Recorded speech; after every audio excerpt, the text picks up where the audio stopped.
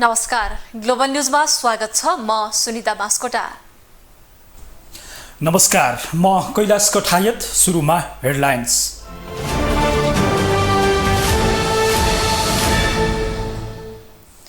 आफ्ना नेतामाथि आक्रमणको प्रयास भएको भन्दै एमाले माग्यो सरकारसँग जवाफ। पहिचानको नाममा अराजकता मचाउनेलाई सरकारले छुट नदिने गृहमन्त्रीको स्पष्टोक्ति। 6 महिना नपुग्दै सत्ता गठबन्धनमा खटपट।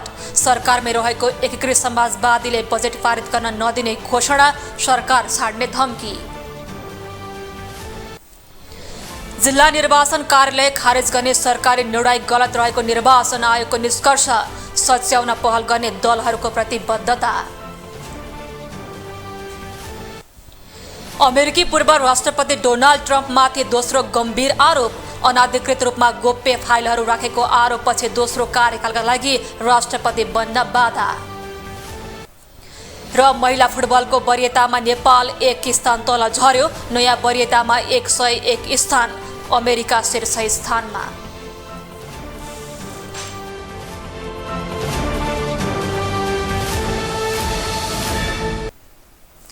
ग्लोबल न्यूज अब विस्तारमा। प्रमुख प्रतिपक्षीय दल नेकपा एमाले कोशी प्रदेशको नामाकरणको विषयमा आफ्ना नेता कार्यकर्तामाथि भइरहेको आक्रमण प्रयासबारे सरकारसँग जवाफ मागेको छ। प्रतिनिधि सभाको शुक्रबारको बैठकमा एमाले अध्यक्ष केपी शर्मा ओलीमाथि आक्रमणको प्रयास भइरहेको भन्दै सरकारको जवाफ मागेको हो। जवाफमा उपप्रधान एवं गृहमन्त्री नारायण काजी श्रेष्ठले आन्दोलनका नाममा हुने अराजक गतिविधि सह्य नहुने बताएका छन्। एक रिपोर्ट। कोशी प्रदेशको नामाकरणका बारेमा भइरहेको आन्दोलनका क्रममा नेकपा एमालेका अध्यक्ष केपी शर्मा ओली, उपाध्यक्ष सुभाष नेम्मङ लगायत नेता तथा कार्यकर्ताहरूमाथि भइरहेको आक्रमण प्रयासको सरकारको जवाफ मागेको छ। प्रतिनिधि सभाको शुक्रबारको बैठक सुरु हुन साथै एमाले सांसद योगेश भट्टराईले केही महिना अगाडि एमाले अध्यक्ष केपी शर्मा ओली, पार्टीका संसदीय दलका उपनेता सुभाष नेम्मङ लगायतको शीर्ष नेतृत्वको टोली पूर्वको विभिन्न क्षेत्रमा भ्रमण गर्न जाँदा झापाको चारालीदेखि इलाम, पाँचथर र तेह्रथुमसम्म पुग्दा सडकहरूमा अवरोध सिर्जना गर्ने, रुखहरू ढाल्ने, गाडीमा ढुङ्गामुढा गर्ने, कालो झण्डा देखाउने काम भएको बताए। उनले केही ठाउँमा एम्बुस समेत थापिएको र नेताहरूको हत्याको प्रयास भएको भन्दै सरकारको जवाफ मागेका थिए। माननीय केपी शर्मा ओली, हाम्रो पार्टीका संसदीय दलका उपनेता, यही संविधान निर्माताका संविधान सभाका अध्यक्ष माननीय सुभाष नेम्मङ लगायतको हाम्रो पार्टीको शीर्ष नेतृत्वको टोली पूर्वको विभिन्न क्षेत्रमा भ्रमण गर्न जाँदा झापाको चारलीदेखि नै इलाम, पाँचथर र तेह्रथुमसम्मका सडकहरूमा अवरोध सिर्जना गर्ने, रुखहरू ढाल्ने, गाडीमा ढुङ्गामुढा गर्ने, कालो झण्डा देखाउने, त्यति मात्रै होइन केही ठाउँमा एम्बुस समेत थापिएको थियो। त्यसको मतलब हाम्रो नेताहरूको हत्याको प्रयास भएको थियो भन्ने कुरा स्वाभाविक रूपमा बुझ्न सकिन्छ। सभामुख महोदय, एमालेको प्रश्नको जवाफ दिँदै गृहमन्त्री नारायण काजी श्रेष्ठले आन्दोलनका नाममा हुने अराजक गतिविधि कुनै पनि अवस्था स्वीकार्न नसकिने बताए। उनले एमाले नेताहरूमाथि आक्रमणको प्रयास भइरहेको बारे सरकार जानकार रहेको र आवश्यक सुरक्षा व्यवस्था समेत मिलाइसकेको बताए। उनले मन्त्री सांसददेखि सबै नागरिकको सुरक्षाको उचित प्रबन्ध गर्न सरकार प्रयासरत रहेको समेत बताए। नेकपा एमालेका श्रद्धेय अध्यक्ष एवं प्रतिपक्षी दलको नेताको गृह जिल्लाको भ्रमणमा नै त्यस प्रकारको घटना घट्यो र त्यसप्रति हामीले दुःख व्यक्त मात्रै गरेनौं, त्यस्ता घटनालाई नियन्त्रण गर्न संलग्नहरूलाई कानुनको दायरामा ल्याउने कदम पनि चाल्यौं। यो कुरा मान्य सदस्यहरूलाई र यो गरिमामय संसदलाई मैले यसअघि पनि जानकारी गराएको छु। कोशी प्रदेशको नामाकरणका बारेमा आन्दोलन सुरु गरेका पहिचानवादीहरूले प्रदेशका मन्त्रालय घेराउ गर्नेदेखि प्रदेशसभा घेराउ गर्ने लगायतका विरोध कार्यक्रमहरू गरिरहेका छन्। उनीहरूले यसअघि एमाले अध्यक्ष केपी शर्मा ओलीलाई कालो झण्डा समेत देखाएका थिए। त्यस्तै एमालेका अन्य नेता कार्यकर्ताहरूमाथि समेत आक्रमणको प्रयास गरिरहेका छन्। एमाले नेतृत्वकै कोशी प्रदेश सरकारले पहिचानवादीहरूसँग वार्ता गर्न समिति समेत गठन गरेको छ। यसअघि बिहीबार मात्रै एमाले अध्यक्ष केपी शर्मा ओलीले समेत आन्दोलन सत्तारूढ दलकै संलग्नता रहेको भन्दै आक्रमणकारीलाई कारबाही गर्न सरकारसँग माग गरेका थिए।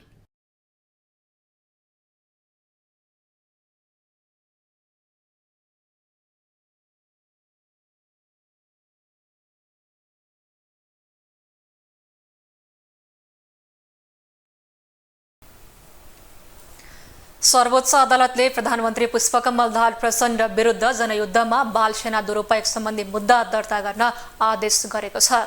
सर्वोच्च प्रशासनले यसअघि दरपेट गरेको रिटलाई बदर गर्दै इजलासले दर्ता गर्न आदेश दिएको हो। न्यायाधीश आनन्द मोहन भट्टराईको एकल इजलासले लेलिन बिष्टले दिएको रिटलाई दर्ता गर्न आदेश गरेको हो। बिष्टले जनयुद्धको समयमा आफूलाई लडाईँमा प्रयोग गरेको तर त्यसपछि कुनै पनि व्यवस्थापन र वास्ता नगरेको भन्दै रिट दिएका थिए। पूर्व अयोग्य लडाकुको रूपमा आफूहरू भौतारिएर हिँडेको तर माओवादी र सरकारबाट कुनै राहत वा सहयोग नपाएको जिकिर रिटमा गरिएको छ। माओवादीले सञ्चालन गरेको 10 वर्षे जनयुद्धमा बाल सेनाको प्रयोग भएको र उनीहरूलाई राज्यले क्षतिपूर्ति दिनुपर्ने नत्र माओवादी र उक्त दलका अध्यक्ष पुष्पकमल दाहाल प्रचण्डले जिम्मेवारी लिनुपर्ने दावी रिटमा गरिएको छ। इजलासले रिट निवेदन दर्ता गर्न आदेश दिएको र अब निवेदन पेश गर्ने बिष्टले बताए उनले आफूहरू वर्षौंदेखि अन्याय र अपमानमा साथै बेवास्तामा परेकाले अब न्यायका लागि लडाईँ लड्ने बताए। सरकारले यसअघि लडाकुलाई जनही 2 लाख राहत दिने घोषणा गरेको छ। सरकारले यसका लागि कार्यविधि पनि बनाएको छ तर सर्वोच्च अदालतमा मुद्दा दायर भएर अन्तरिम आदेश भएर रोकिएको छ। सर्वोच्चको आदेशपछि सरकारले बजेटमा उक्त कार्यक्रम समावेश भने गरेको छैन। राष्ट्रपति रामचन्द्र पौडेलबाट प्रमाणीकरण भएको नागरिकता विधेयकको कपी मगाउन सर्वोच्च अदालतले आदेश दिएको छ। शुक्रबार न्यायाधीश द्वय प्रकाशमान सिंह राउत र सुषमा लता माथेमाको संयुक्त इजलासले प्रमाणीकरणको कपी मगाउने आदेश दिएको हो। सर्वोच्चले राष्ट्रपतिबाट भएको प्रमाणीकरणको कपी मगाउने र अन्तरिम आदेश दिनुपर्ने कि नपर्ने भन्ने सम्बन्धमा छलफलका लागि जेठ 30 गते मंगलबारको पेशी तोक्ने आदेश गरेको छ। राष्ट्रपति रामचन्द्र पौडेलबाट भएको नागरिकता विधेयक प्रमाणीकरण संविधानको भावना र मर्म विपरीत भएको भन्दै वरिष्ठ अधिवक्ता सुरेन्द्र भण्डारी र अधिवक्ता बालकृष्ण न्यौपानेले सर्वोच्चले कार्यान्वयन नगर्ने भन्दै रिट दर्ता गराएका थिए। जेठ 19 गते दर्ता भएको उक्त रिटमाथि जेठ 21 गते न्यायाधीश मनोज कुमार शर्माको एकल इजलासले अल्पकालीन अन्तरिम आदेश जारी गर्दै उक्त ऐन कार्यान्वयन नगर्न नगराउन भनेको थियो। साथै अन्तरिम आदेशको निरन्तरताका लागि सबै पक्षलाई छलफलमा बोलाएको थियो। रिट निवेदकहरूले निष्क्रिय भइसकेको विधेयक राष्ट्रपतिले प्रमाणीकरण गरेको भन्दै उक्त कार्य संविधान विपरीत भएको जिकिर लिएका छन्। भारतले आफ्नो नयाँ संसद भवनमा राखेको अखण्ड नक्सालाई लिएर नेपालमा समेत विरोध भइरहेको छ। कपिलवस्तु र लुम्बिनी क्षेत्र समेटिएकोले भारतको अखण्ड नक्सा नेपालले स्वीकार गर्न नहुने आवाज उठिरहेको छ तर भारतले भने अखण्ड भारतको नक्सा सांस्कृतिक नक्सा भएकाले राजनीतिक विषय बनाउन नहुने बताएको छ। एक रिपोर्ट। दक्षिणको छिमेकी देश भारतले संसदको नयाँ भवनमा अखण्ड भारतको नाम दिँदै नयाँ नक्सा राखेपछि नेपालसहित बंगलादेश र पाकिस्तानमा समेत असन्तुष्टि बढेको छ। पाकिस्तानले औपचारिक रूपमै यो नक्सामाथि आपत्ति जनाएको छ। बंगलादेशको सरकारले पनि अखण्ड नक्साबारे भारतलाई स्पष्टीकरण सोध्ने तयारी गरेको छ। यो नक्साका बारेमा नेपाल सरकारले भने औपचारिक रूपमा कुनै निर्णय गरेको छैन तर जनस्तरमा भने व्यापक असन्तुष्टि देखिएको छ। काठमाडौँ महानगरपालिकाका प्रमुख बालेन शाहले आफ्नो कार्यकक्षमै ग्रेटर नेपालको नक्सा राखेर अखण्ड भारतको नक्साको सांकेतिक विरोध गरेका छन्। नेपाली कांग्रेसका महामन्त्री गगन थापाले समेत अखण्ड भारतको नक्सामा नेपालको भूमि समेटिएको प्रति असन्तुष्टि जनाएका छन्। संसदमा प्रतिपक्षी दलहरूले भारतको अखण्ड नक्साबारे सरकारको आधिकारिक धारणा सार्वजनिक गर्न माग गरिरहेका छन् तर यस विषयमा सरकार मौन जस्तै छ। अखण्ड भारतको नक्सालाई लिएर नेपालले न समर्थन गर्न सकेको छ न त विरोध नै जनाउन सकेको छ। पाकिस्तानको आपत्ति र बंगलादेशको स्पष्टीकरण सोध्ने तयारीपछि भारत आफैले अखण्ड नक्साका विषयमा मुख खोलेको छ। बिहिबार भएको एक पत्रकार सम्मेलनमा भारतीय विदेश मन्त्री एस जयशंकरले अखण्ड भारतको नक्सा सांस्कृतिक भएकोले यसलाई राजनीतिक दृष्टिकोणबाट हेर्न नहुने बताएका छन्। तो इसको मुझे नहीं लगता कि राजनीतिक विषय बनना ही चाहिए और जो हमारे मित्र देश जो हैं वो समझेंगे। अगर कहीं कुछ उनको क्लैरिफिकेशन चाहिए तो मुझे लगता है उसमें कोई बड़ी बात नहीं है और मुझे जो बताया गया है वो समझ चुके। अब पाकिस्तान का तो आप छोड़ ही दीजिए क्योंकि वहाँ ना समझने की आशा है ना हमारे यहाँ। अब मैं क्या कहूँ आपको, पर जो पीओके का विषय वो अलग विषय, क्योंकि पीओके में जो है हमारा स्टैंड बहुत क्लियर है और हम ये खाली सरकार का स्टैंड नहीं है, पूरे देश का स्टैंड है, पार्लियामेंट का स्टैंड। भारतमा प्रधानमन्त्री नरेन्द्र मोदीले सरकारको नेतृत्व गरेको 9 वर्ष पुगेको अवसरमा आयोजित पत्रकार सम्मेलनमा बोल्दै विदेश मन्त्री जयशंकरले अखण्ड भारत नक्साका विषयमा नेपालमा कुनै विवाद नरहेको समेत दावी गरेका हुन्। अखण्ड नक्साको विषयमा नेपालसहित बंगलादेशलाई पनि स्पष्ट पारिसकिएको बताउँदै उनले नेपाल र बंगलादेशमा कुनै विवाद नरहेको बताएका हुन्। भारतीय विदेश मन्त्रीले यसो भनिरहँदा नेपालमा भने अखण्ड भारतको नक्सालाई लिएर चर्को विरोध भइरहेको छ। प्रमुख प्रतिपक्षी नेकपा एमाले लगायतका दलहरू हालै सम्पन्न प्रधानमन्त्री पुष्पकमल दाहाल प्रचण्डको भारत भ्रमणमा यो विषय नउठाएको भन्दै आलोचना गरिरहेका छन्। प्रधानमन्त्री दाहालले भने अखण्ड भारतको नक्सामाथि भ्रमणका क्रममा छलफल भएको बताएका थिए। यो विषयमा मैले भारतमा कुरा गरेन भन्ने पनि सत्य होइन, मैले कुरा गरेँ। उहाँहरूको आफ्नो तर्क छ, यो सांस्कृतिक ऐतिहासिक हो भन्ने। यो बारेमा हामी छलफल गर्दै रहौँला, जान पनि सकिन्छ। मैले भने नि कयौँ राजनीतिक विषयमा छलफल भयो, विश्वासको वातावरण बन्दै गएपछि ती समस्याहरू समाधान गर्दै जान सहज हुन्छ भन्ने एउटा राम्रो समझदारी त बनेको छ अहिले। गत 28 मेमा भारतीय प्रधानमन्त्री नरेन्द्र मोदीले नयाँ संसद भवनको उद्घाटन गरेका थिए। यो नक्सामा नेपालको कपिलवस्तु र लुम्बिनी सहित बंगलादेश र पाकिस्तानका भूभागहरू समेटिएका छन्। ग्लोबल टेलिभिजनका लागि कैलाश कठायत, काठमाडौँ। सरकार गठन भएको 6 महिना नपुग्दै सत्ता गठबन्धनभित्र खटपट सुरु भएको छ। सरकारले संसदमा पेश गरेको आगामी आर्थिक वर्षको बजेटलाई लिएर सत्ता गठबन्धन दलहरूभित्र असन्तुष्टि चुलिएको हो। शक्तिशाली नेताको निर्वाचन क्षेत्र केन्द्रित बजेट रहेको भन्दै सरकारमै रहेको नेकपा एकीकृत समाजवादीले बजेट पारित गर्न नदिने चेतावनी दिएको छ। बजेट पारित गर्न नदिने भन्दै नेकपा एकीकृत समाजवादीले सरकार छाड्न पर्ने पनि तयार रहेको बताएको छ। एक रिपोर्ट। सरकार गठन भएको 6 महिना नपुग्दै सत्ता गठबन्धनभित्र खटपट सुरु भएको छ। बजेटलाई लिएर सरकारमै रहेको नेकपा एकीकृत समाजवादीले असन्तुष्टि व्यक्त गरेको छ।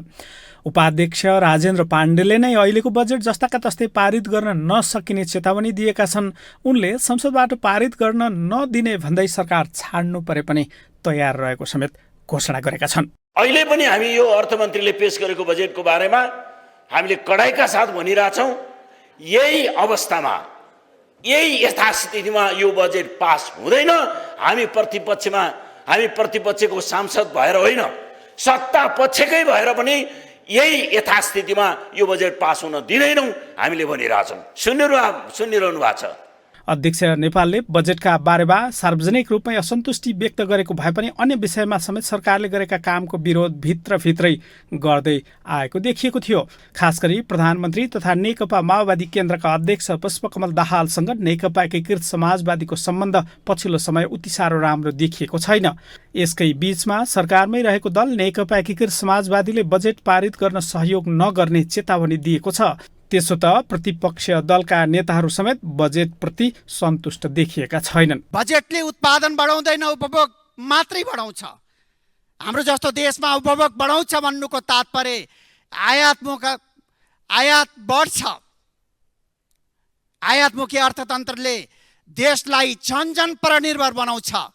आज यसबाट सभामुख महोदय म सकिहाल्छु, यसलाई सङ्कटबाट मुक्त गर्नको लागि प्रयत्न गर्नु पर्थ्यो, तर त्यो देखिएन। आज आयोजना छनौटमा आज कुनै विधि छैन, कुनै प्राथमिकता छैन, कुनै आवश्यकता छैन। तर अर्थमन्त्री डाक्टर प्रकाश शरण महतले भने सीमित स्रोतको समुचित बाँडफाँडमा सरकार लागेको भन्दै रातको किताब सार्वजनिक हुने बेलासम्म पर्खन सांसदहरूलाई आग्रह गरेका छन्।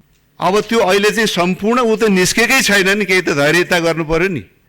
अहिले मन्त्रालयगत त्यो पुस्तिका आउन बाँकी नै छ, त्यसमाथि छलफल हुन बाँकी नै छ। अहिले मोटो विनियोजन मात्रै अहिले आएको छ। त्यसकारण माननीयजीलाई धैर्यता राख्न अनुरोध गर्न चाहन्छु। केही दिन पर्खिँदैमा सबै बिग्रिहाल्ने केही पनि छैन। त्यो आउँछ, सम्बन्धित मन्त्रालयले कहाँ कहाँ कति गएको छ त्यसको हिसाब निस्किन्छ। नेकपा एकीकृत समाजवादीले कुल विकास बजेटको झण्डै आधा रकम प्रधानमन्त्री दाहालको निर्वाचन क्षेत्र गोर्खा, काङ्ग्रेस सभापति शेरबहादुर देउवाको निर्वाचन क्षेत्र डडेलधुरा र अर्थमन्त्री महतको गृह जिल्ला नुवाकोटमा विनियोजन गरेको आरोप लगाएको छ। यसले बजेट पारित हुने बेलासम्म अहिलेको सत्ता गठबन्धनमा फेरबदल आउन सक्ने समेत देखिएको छ। तर नेकपा एकीकृत समाजवादीले सरकारले दिएको समर्थन फिर्ता लिए पनि सरकार भने तत्काल ढल्ने देखिँदैन। ग्लोबल टेलिभिजनका लागि क्यामेरामा गणेश पूर्व छाने मगरका साथमा अमृतराज काफ्ले, काठमाडौँ। निर्वाचन आयोगले जिल्ला निर्वाचन कार्यालय खारेज गर्ने व्यवस्था सच्याउन सरकारसँग आग्रह गरेको छ। आयोगले सर्वदलीय बैठक बोलाएर सबै राजनीतिक दलको धारणा सुनेपछि यस्तो बताएको हो। बैठकमा सहभागी रहेका अधिकांश दलले समेत कार्यालय खारेज गर्ने निर्णय गलत रहेको बताएका छन्। एक रिपोर्ट। अर्थमन्त्री डाक्टर प्रकाश शरण महतले आगामी आर्थिक वर्ष 2080-81 को बजेटमा जिल्ला निर्वाचन कार्यालय खारेज गर्ने वक्तव्य सार्वजनिक गरेपछि त्यसको चौतर्फी आलोचना भइरहेका बेला निर्वाचन आयोग समेत त्यसको विपक्षमा देखिएको छ।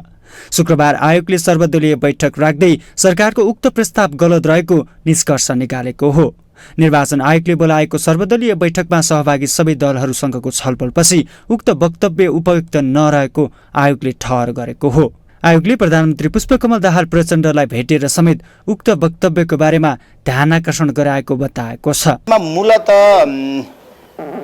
आयोगको संवैधानिक दायित्व निर्वाह गर्ने सन्दर्भमा आयोगको हेल्पिङ ह्यान्ड्सको रूपमा रहेको जिल्ला निर्वाचन कार्यालयहरू 15 गते ज्येष्ठ 15 गते बजेटबद्ध वक्तव्यको माध्यमबाट जुन खारेज गरेर जिल्ला प्रशासन कार्यालयमा युनिट राखिने कुरा थियो, त्यो सन्दर्भमा एक मुखले राजनीतिक दलहरूले यो गैर संवैधानिक हुन्छ अथवा निर्वाचन आयोगको निर्वाचन स्वच्छ स्वतन्त्र निष्पक्ष र भयरहित वातावरणमा सम्पन्न गराउने जुन मोटो हो त्यसमा आघात पुग्छ, यो हुनुहुन्न भनेर उहाँहरूले बकाइदा सबैले सही गरेर त्यो निर्णय गर्नुभएको छ भने अन्य 4 वटा एजेन्डाहरूमा आयोगले राखेका गर्न खोजेका कुराहरूको लागि राजनीतिक दलको तर्फबाट पूर्ण रूपमा सहयोग रहने उहाँहरूले प्रतिबद्धता व्यक्त गर्दै निर्णय गर्नुभएको छ। प्रधानमन्त्रीज्यूले पनि यसलाई यो विषयमा यी सबै विषयमा जस्तो अब कार्यालय खारेजीको कुरामा पनि अब आयोगसँग परामर्श गरेर मात्रै अगाडि बढ्ने भन्ने कुराहरू गर्नुभयो। सर्वदलीय बैठकमा सहभागी रहेका सत्तारूढ दलका प्रतिनिधि र प्रमुख प्रतिपक्षी दलका प्रतिनिधिहरू समेत सरकारको उक्त वक्तव्यको विपक्षमा रहेको बताएका छन्। उनीहरूले जिल्ला निर्वाचन आयोग खारेज गर्दा निर्वाचन आयोगको गरिमा घट्ने र त्यसले लोकतन्त्रको रक्षा नहुने बताएका हुन्। जुन कुरा अहिले माननीय अर्थमन्त्रीज्यूले बजेट मार्फत जुन मर्ज गर्ने कुरा ल्याउनु भएको थियो जिल्ला निर्वाचन कार्यालयहरू, त्यसलाई मर्ज गरिनु हुँदैन भन्ने मैले पार्टीको आधिकारिक धारणा, हुन त हाम्रो पार्टी सरकारमा छ नै, तथापि पार्टीले निर्वाचन आयोगका कार्यालयहरूलाई छुट्टै अङ्गको रूपमा नै राख्नुपर्छ, छुट्टै कार्यालयकै रूपमा स्थापना हुनुपर्छ। आर्थिक वर्ष 80-81 को बजेटमा निर्वाचन कार्यालयहरू खारेज गर्ने जुन चाहिँ प्रस्ताव अहिले संसदमा लिएर गएको छ त्यसको बारेमा नेकपा एमाले यो प्रस्तावलाई संविधान विपरीत र यो संवैधानिक आयोग निर्वाचन आयोगको स्वायत्तता र स्वतन्त्रताको विपरीत छ र यसले स्वतन्त्र निर्वाचनको मान्यतालाई खण्डित गर्छ र यसले कार्यकारीको छाया निर्वाचन व्यवस्थापन र यसको प्रणालीलाई कार्यकारीको छाया बनाउने ढङ्गले बदनियत साथ ल्याइएको भएको हुनाले यसमा नेकपा एमालेको घोर असहमति रहन्छ। निर्वाचन आयोगका जिल्ला कार्यालयहरू हटाउने पक्षमा छैन। त्यसले मुलुककोमा लोकतन्त्रलाई अझै बलियो बनाउनु पर्ने, अझै विस्तार गर्न पर्ने, अझै सबै कुराहरू गर्नुपर्ने आवश्यकता भएको बेलामा र स्वायत्त निर्वाचन स्वायत्त अलिकति रहनुपर्ने निर्वाचन आयोग, अधिकार सम्पन्न हुनुपर्ने निर्वाचन आयोगलाई झन कमजोर बनाउने परिस्थिति सिर्जना हुन्छ। अब सिडिओ कार्यालय अन्तर्गत इकाइ लाने भन्ने जुन विषय अब बाहिरतिर बजेट भाषणमा आयो भन्ने कुरो पनि अब आयोगको तर्फबाट चाहिँ राख्नुभयो उहाँहरूले होइन, आयोगको तर्फबाट। त्यसमा चाहिँ अब कानुनमा व्यवस्था छैन। अब कानुनमा व्यवस्था नभएको कुरो बजेट भाषणमा आएर त्यो स्वीकार्य विषय पनि हुँदैन। अब जिल्ला निर्वाचन कार्यालय खारिज गरेर अनि सिडिओ कार्यालय अन्तर्गत इकाइ राख्ने भन्ने कुरो तपाईँ हामी कसैलाई पनि त स्वीकार्य बन्न सक्दैन नि त। आम नागरिकलाई पनि सक्दैन, सरकारको पनि त्यस विषयमा चाहिँ अब कसरी आयो भन्ने कुरो सरकारले त्यो विषयमा छानबिन गर्ने विषय हो। आयोगले निर्वाचन व्यवस्थापन सम्बन्धी विधेयक संसदमा पेश गर्न सरकारले आग्रह गर्ने, स्थानीय तह मार्फत मतदाता नामावली सङ्कलन गर्ने कार्य प्रारम्भ गर्ने, विदेशमा रहेका नेपाली नागरिकहरूको मतदाता नामावली सङ्कलन प्रारम्भ गर्ने विषयमा समेत छलफल गरेको थियो। ग्लोबल टेलिभिजन एसडी का लागि क्यामेरामा नरेश मोक्तानका साथमा विनोद विक्रम भण्डारी, काठमाडौँ। ग्लोबल न्युजमा एकैछिन ब्रेक।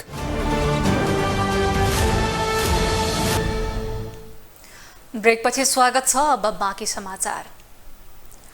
गत वर्ष मङ्सिरमा प्रदेश तथा प्रतिनिधि सभाको चुनाव भएको 1 वर्ष पनि पुगेको छैन। यता केन्द्रमा देखिएको राजनीतिक अस्थिरताको असरले प्रदेशको राजनीति पनि प्रभावित बन्न थालेको छ। राजनीतिक समीकरणमा फेरबदल हुँदा कोशी प्रदेशमा सङ्कट देखिएको छ। केन्द्रको राजनीतिक प्रभावले सुदूरपश्चिम गण्डकी र लुम्बिनी प्रदेशको राजनीति पनि अस्थिर बन्दै जान थालेको छ। एक रिपोर्ट। एकभन्दा बढी दलको समर्थन र सहभागितामा केन्द्रमा बनेको प्रधानमन्त्री पुष्पकमल दाहालको सरकारको आयोगलाई लिएर विभिन्न टिप्पणी भइरहेको बेला प्रदेशको राजनीतिमा समेत अस्थिरता देखिन थालेको छ। अहिले कोशी प्रदेशको राजनीतिक माहौल तातिएको छ। प्रदेशको बजेट आउने बेला प्रदेश सभा नै ठप्प छ। बजेट ल्याउने समयमा प्रदेश सरकार नै धरापमा परेको छ। बजेट अधिवेशन चलाउनु पर्ने बेलामा प्रदेश सभाको बैठक अनिश्चितकालीन रूपमा रोकिएको छ। कोशीमा राजनीतिक समीकरण नै अनौठो छ। सरकार ढलाउन र बनाउन एक सिट नै पर्याप्त छ, जसका कारण यो प्रदेशमा मध्यावधि चुनावको खतरा बढेको जानकारहरू बताउँछन्। कोशीमा मात्र होइन, गण्डकी, सुदूरपश्चिम र लुम्बिनी प्रदेशहरूमा पनि प्रदेश सरकारमाथि अन्योलता छ भने बलियो राजनीतिक समीकरण हुन नसकेको खण्डमा मध्यावधि चुनावको खतरा समेत बढेको छ। कोशी प्रदेशको संसदमा 93 जना सदस्य छन्। तीमध्ये एमाले 40 र राप्रपाका 6 जना गरी 46 जना संसद छन्। त्यस्तै काङ्ग्रेस, माओवादी, एकीकृत समाजवादी र जसपा सहित अरू 46 जना संसद छन्। 1 जना सभामुख छन्। बहुमतका लागि 47 मत चाहिन्छ। हालको सत्तापक्ष र विपक्षमा 46 जना हुने अवस्था छ। त्यस्तो अवस्थामा सरकार बन्नका लागि आवश्यक बहुमत पुग्दैन। सभामुखले सरकार निर्माणमा मत हालेको अभ्यास भने अहिलेसम्म भएको छैन। प्रदेश सभाको निर्वाचन भएपछिको 6 महिनामै हरेक प्रदेशमा अहिलेसम्म 2 वटा गठबन्धन बनेका छन्। छिटो गठबन्धन बदलिएका कारण प्रदेशहरू अझै सरकार निर्माणकै कामलाई पूर्णता दिन सकिरहेका छैनन्। 2 थरी गठबन्धनको हिसाब किताब मिलाउँदै प्रदेश सभा र सरकारको समय बितिरहेको छ। ग्लोबल टेलिभिजनको लागि कैलाश कठायत, काठमाडौँ। नक्कली भुटानी शरणार्थी प्रकरणमा प्रतिवादीका तर्फबाट प्रतिरक्षा बहस भइरहेको छ। काठमाडौँ जिल्ला अदालतमा जारी बहसमा भुटानी शरणार्थी प्रकरणमा आरोपित नेकपा एमालेका निलम्बित सचिव तथा सांसद समेत रहेका टोपबहादुर रायमाझी र उनका छोरा सन्दीप रायमाझीका तर्फबाट पूर्व महान्यायाधिवक्ता रमेश बडालले बहस गर्दैछन्। यो प्रकरणमा सानो भण्डारी, टङ्का गुरुङ, सागर शर्मा, इन्द्रजित राई लगायतको बहस सकिएको छ। विदेशी पाहुना आउँदा र विशेष दिनका लागि मात्रै सिँगारिने काठमाडौँ सहर अहिले आकर्षक देखिँदै गएको छ। काठमाडौँ महानगरले विभिन्न स्थानमा पार्कहरू निर्माण गर्ने क्रम बढेपछि सहर सुन्दर देखिन थालेको हो। फुटपाथ हटाउने, जथाभावी पार्किङमा रोक लगाउने महानगरपालिकाको कदमले समेत काठमाडौँ सुन्दर बन्न थालेको हो। एक रिपोर्ट।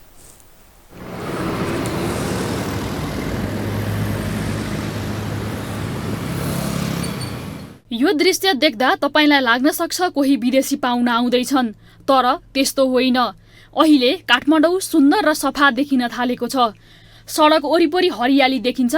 अझै काठमाडौँको बानेश्वरदेखि माइतीघरसम्मको सडक विकसित सहरको भन्दा अझै लोभलाग्दो देखिन्छ। त्यसका साथै तिनकुनेको सडक पनि सफा र सुन्दर देखिन्छ। काठमाडौँ महानगरपालिकाले निश्चित स्थानमा मात्र पार्किङ गर्न पाउने व्यवस्था गरेपछि पहिलाको जस्तो जथाभावी पार्किङ समेत देखिन्न। त्यसबाहेक सडकको छेउछेउमा बोट बिरुवा तथा फूल लगाएका गमलाहरू समेत राखिएको छ। महानगर क्षेत्रभित्र विभिन्न प्रयोजनका लागि विद्युतीय तथा टेलिफोनको पोलमा जथाभावी जडान गरिएका तारहरू सेवा प्रदायक कम्पनीहरूको समन्वयमा व्यवस्थित गरिएको छ। त्यस्तै महानगरपालिकाले काठमाडौँलाई सुन्दर बनाउनका लागि पार्क बनाउने काम लगायत रातिका लागि बत्ती राख्ने योजना पनि बनाएको छ। स्वच्छ हावाका लागि ग्रिनेरी आवश्यकता पर्ने भन्दै महानगरले काठमाडौँका विभिन्न स्थानमा पार्क बनाएको छ। सार्वजनिक स्थानमा पार्क बनाउने योजना अनुसारै 5वटा पार्क आधुनिक ढङ्गबाट डिजाइन भइसकेको महानगरपालिकाले जनाएको छ। महानगरपालिकाको 4 नम्बर ओडामा 14वटा पार्क बनिसकेको महानगरले दाबी गरेको छ। एक वटा एउटा पार्क भन्ने चाहिँ हामी अवधारणा बनाइकन चाहिँ गएको थियो भने अझै त्यसलाई चाहिँ कन्टिन्युटीको रूपमा चाहिँ हामीले त्यो काम गरिरहेको अवस्था छ र आजै मात्र म चाहिँ त्यही मिटिङमा पनि गएर आएको थियौँ कि हामी अहिले 5वटा पार्क चाहिँ अहिले चाहिँ डिजाइन बनाइरहेको अवस्था छ भने अझै हामी वडाहरूमा त्यस्ता सुरक्षित स्थानहरू सार्वजनिक ठाउँहरू छ भने अझै त्यसलाई चाहिँ विकासको मोडलबाट चाहिँ अझ आधुनिक ढङ्गबाट चाहिँ त्यसलाई पार्कहरू बनाउने भनेर लागिपरेका छन्। त्यसकारणले गर्दाखेरि पार्क निर्माणको निरन्तरता आज पनि छ, भोलि पनि हुन्छ र सदैव हुन्छ भन्ने कुरा। काठमाडौँ जस्तो व्यस्त सहरमा मानिसहरू आफ्नै काममा र भागदौडमा व्यस्त हुने गर्दछन्। एकैछिन छहारी मुनि बस्ने स्थानको समेत अभाव भएका बेला महानगरपालिकाले सुरु गरेको पार्क निर्माणको कामलाई सर्वसाधारणले भने प्रशंसा गरेका छन्। सबैभन्दा राम्रो त अब पार्क ठाउँ भएको चाहिँ राम्रो। अब नहुँदा चाहिँ के हुन्छ भने अब जनताहरूलाई यसो फुर्सदमा यसो शीतलमा बस्नलाई पनि पार्क नहुँदाखेरि समस्या हुन्छ एउटा कुरा। अर्को कुरा ठाउँमा यस्तो पार्क भइदियो भनेदेखि चाहिँ जस्तो अब आपतकालीन भुइँचालोमा पनि भागेर जानलाई चाहिँ पार्कमै बस्नलाई सजिलो नै हुन्छ। बच्चाहरूलाई यसो छुट्टीको बेलामा घुमाउनलाई पनि पार्कमै रमाइलो हुन्छ। पार्क भएको चाहिँ धेरै राम्रो र अझ ठाउँमा यो टोलमा यस्तो पार्कहरू भइदिएदेखि हुन्थ्यो भन्ने मलाई पनि लाग्छ। महानगरपालिकाको नेतृत्वमा मेयर बालेन शाह आएपछि भद्रगोल काठमाडौँ व्यवस्थित हुन थालेको छ, जसले देशको राजधानीको स्वरूप नै फेरिन थालेको छ। ग्लोबल टेलिभिजनका लागि क्यामेरामा नरेश मोक्तानका साथमा जुनिसा कोइराला, काठमाडौँ।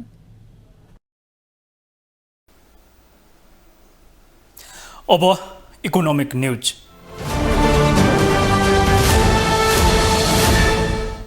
व्यवसायीले पर्यटन र हवाई सेवा कर खारेज गर्न माग गरेका छन्। Trekking agency association of Nepal टान, होटल एसोसिएसन अफ नेपाल हानले संयुक्त पत्रकार सम्मेलन गर्दै सरकारले आगामी आर्थिक वर्ष 2080-81 को व्यवस्था गरी करको दर पत्ता लगाउन व्यवसायीले माग गरेका हुन्। सरकारले व्यापार, पर्यटन र हवाई क्षेत्रमा व्यवस्था गरेको करको दरप्रति असन्तुष्टि जनाउँदै नयाँ प्रस्ताव राखिएको हो। कार्यक्रममा पर्यटनका उपाध्यक्ष चन्द्र प्रसाद रिजालले नेपालमा हवाई भाडा महँगो रहेको बताउनु भयो। उहाँले सस्तो गन्तव्यमा भाडा महँगो भएको बताउनु भएको हो। उहाँले सरकारले भाडामा हेरफेर गरेर भाडा घटाउने वा घटाउने भन्ने विषयमा छलफल नगरी नै बढाएको दरप्रति असन्तुष्टि व्यक्त गर्नुभयो।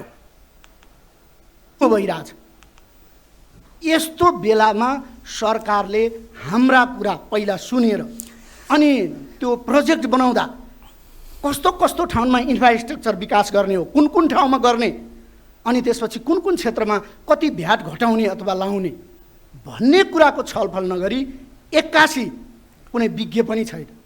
न अर्थ मन्त्रालयमा त्यो टुरिज्म हेर्ने विज्ञको रूपमा लामो समयदेखि गत साल के थियो अहिले के थियो भनेर नहेरिने स्थिति छ। न पर्यटन मन्त्रालयले नै पठाएको कुरामा पर्यटन मन्त्रालयमा त्यस्ता कर्मचारीहरू लङ टाइमसम्म हेरेर बस्ने स्थिति छ। हाम्रो सिस्टमै अस्थिर छ, कर्मचारी संयन्त्र नै अस्थिर छ। ट्रेकिङ एजेन्सी एसोसिएसन अफ नेपालका अध्यक्ष नीलहारी वास्तोलाले सरकारले मुलुकमा द्रुत गतिमा व्यवसाय सञ्चालन गरिरहेको बताउनु भयो। पर्यटन व्यवसायलाई सरकारको साँचो बुझेर बसोबास गर्ने अवस्था सिर्जना भएको उहाँको भनाइ थियो। कतिले मिडिया मार्फत जानकारी गराइसक्नु भएको होला, तर तितो सत्य के हो भन्नुहुन्छ भने तपाईँ हामी अघि हाम्रो नाटाको सरले भने जस्तो तालचा साँचो लगेर बुझाउने अवस्थामा हामी पुगिसकेका छौँ। राज्यले जे नियम लगायो त्यो मान्नुपर्ने बाध्यता हिजोका दिनमा पनि हामीले भोग्दै आएका हौँ र राज्यले तपाईँको हामीले नमागिकन उसले नदिएको अवस्था पनि हो। यस्ता धेरै खालका आन्दोलनहरू भए र हामी अहिलेसम्म पनि किन चुप लाग्यो भने अस्ति तपाईँको चाहिँ सेयर मार्केटवालाहरूको जुन एउटा विशेष कार्यक्रमहरू आइरहेको थियो, त्यही मौकामा टुरिज्म पनि समेट्नुहुन्छ कि भन्ने अलिकति हामीलाई झिनो आशा थियो। व्यावसायिक पर्यटकलाई सवारी चलाउने अनुमति पत्र, यातायातको साधन, पूर्ण फिटनेस जाँच गरी 30 वर्ष उमेर पूरा गरी गर्नुपर्ने सहितको माग गरिएको छ। पर्यटन व्यवसायीले रुट निर्माण नभए कार्यक्रम नचल्ने चेतावनी समेत दिएका छन्। आफ्ना माग सरकारका विभिन्न निकायले बुझाएको भन्दै व्यवसायीले आफ्ना माग सम्बोधन गर्नुको साटो दबावमा आधारित कार्यक्रम गर्ने चेतावनी दिएका छन्। प्रधानमन्त्री पुष्पकमल दाहालले वैदेशिक रोजगारीमा गएका नेपालीको हितमा सबैभन्दा बढी ध्यान दिएको बताएका छन्। काठमाडौँको रिटर्नी सेन्टरको कार्यक्रममा प्रधानमन्त्रीले वैदेशिक रोजगारीमा गएका नेपालीको हित र संरक्षणमा आफूले सबैभन्दा बढी ध्यान दिएको बताउनु भएको हो।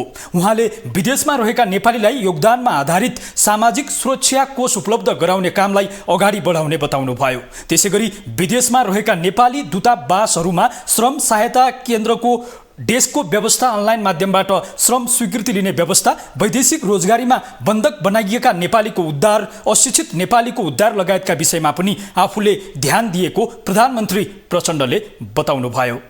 चाहन्छु यहाँ कता कता नकारात्मक अराजकता, अस्थिरता पैदा गर्ने तत्त्व र प्रवृत्तिहरू पनि छन्। हामी कसैले पनि देशको एकतालाई कमजोर पार्ने, भएको प्रगतिशील परिवर्तनलाई कमजोर पार्ने, देशमा निराशा र असन्तुष्टिको प्रचार गर्ने त्यो प्रवृत्तिलाई होइन, देशको एकताका पक्षधर देशभक्तहरू र देशको निम्ति समर्पित भएर लागेका विचार प्रवृत्तिलाई सहयोग गर्न म अपिल गर्न चाहन्छु। प्रधानमन्त्री दाहालले आफूले उल्टो भ्रम फैलाउँदै आएको भन्दै भारत भ्रमणप्रति सजग रहन आग्रह गरेका छन्। जसले देशमा राजनीतिक परिवर्तन ल्यायो उसैले मात्र देशलाई एकताबद्ध बनाउन सक्ने पनि उहाँको भनाइ छ। वैदेशिक रोजगारीबाट नेपाल फर्केकालाई सबै स्थानीय तह मार्फत अवसर सिर्जना गरिने उहाँको भनाइरहेको छ।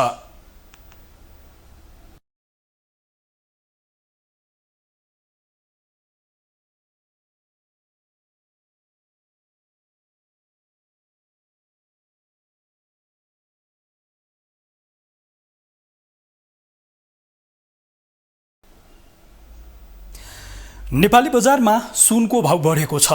बिहिबार प्रतितोला 1,11,700 रुपैयाँमा कारोबार भएको छापावाल सुन आज तोलामा 800 रुपैयाँले बढेर प्रतितोला 1,12,500 रुपैयाँमा कारोबार भइरहेको छ। आज तेजाबी सुन प्रतितोला 1,11,950 रुपैयाँमा कारोबार भइरहेको नेपाल सुनचाँदी व्यवसायी महासंघले जनाएको छ। चाँदीको भाउ पनि तोलामा एकैपटक 40 रुपैयाँले बढेर प्रतितोला 1,455 रुपैयाँमा कारोबार भइरहेको छ।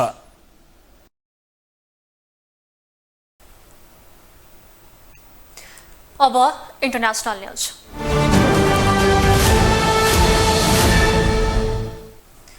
अमेरिकी पूर्व राष्ट्रपति डोनाल्ड ट्रम्पमाथि दोस्रो गम्भीर आरोप लागेको छ। व्हाइट हाउस छाडेपछि गोप्य कागजातहरू आफैसँग राखेको दोस्रो आरोप ट्रम्पमाथि लागेको हो। 76 वर्षीय ट्रम्पमाथि अनाधिकृत रूपमा गोप्य फाइलहरू राख्ने लगायत 7 वटा आरोप लागेको अमेरिकी सञ्चार माध्यमले जनाएका छन्। आरोपले उनलाई दोस्रो कार्यकालका लागि राष्ट्रपति बन्न बाधा पर्ने देखिएको छ। एक रिपोर्ट।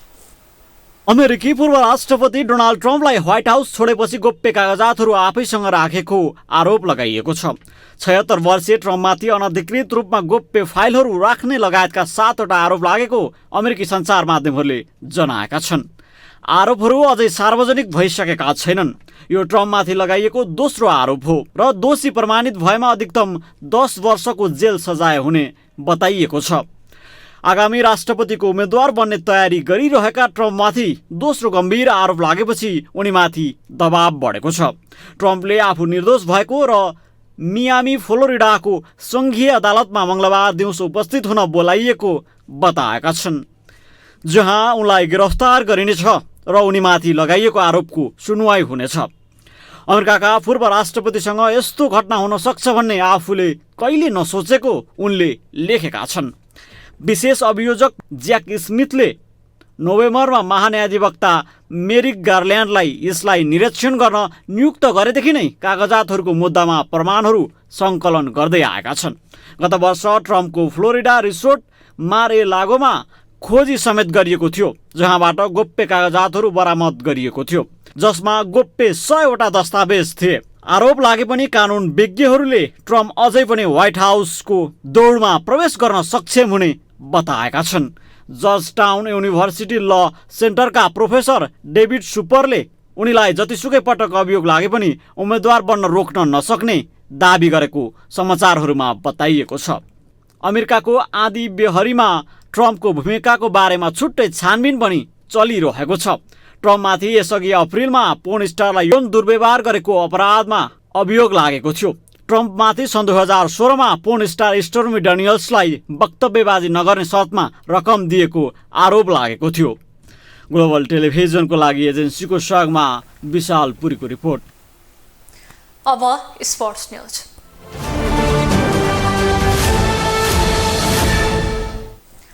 नेपालको फिफा महिला वरियता खस्किएको छ। विश्व फुटबलको सर्वोच्च निकाय फिफाले शुक्रबार सार्वजनिक गरेको नयाँ वरियतामा नेपालको वरियता 1 स्थान घटेको हो। नयाँ वरियतामा नेपाल 101 स्थानमा रहेको छ। अघिल्लो पटकको वरियतामा नेपाल 100औं स्थानमा रहेको थियो। एसियाली राष्ट्रको वरियतामा भने नेपाल 1900 स्थानमा रहेको छ। यस्तै दक्षिण एसियाली राष्ट्रको वरियता नेपाल दोस्रो स्थानमा रहेको छ। नेपालभन्दा अघि रहेको भारत 60औं स्थानमा रहेको छ। विश्व वरियतामा अमेरिका शीर्ष स्थानमा यथावत छ। यस्तै जर्मनी दोस्रो स्थानमा छ भने स्विडेन तेस्रो स्थानमा रहेको छ। इङ्ल्यान्ड चौथो र फ्रान्स 5औं स्थानमा रहेको छ। त्यस्तै स्पेन 6औं, क्यानाडा 7औं, ब्राजिल 8औं, नेदरल्यान्ड्स 9औं र अस्ट्रेलिया 10औं स्थानमा रहेको छ।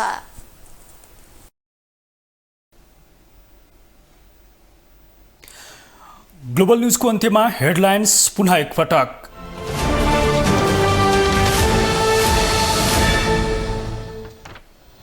आफ्ना नेतामाथि आक्रमणको प्रयास भएको भन्दै एमाले माग्यो सरकारसँग जवाब। पहिचानको नाममा अराजकता मचाउनेलाई सरकारले छुट नदिने गृहमन्त्रीको स्पष्टोक्ति।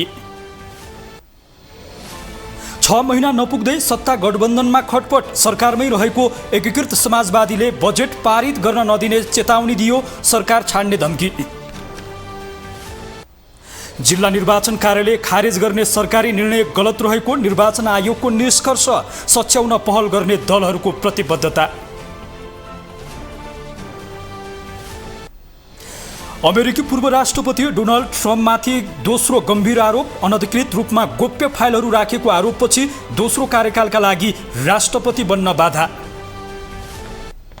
र महिला फुटबलको वरियतामा नेपाल 1 स्थान तल झर्यो। नयाँ वरियतामा 101 स्थानमा अमेरिका शीर्ष स्थानमा।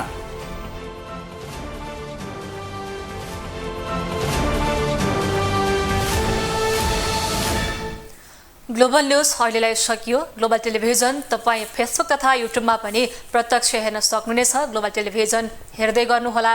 नमस्ते।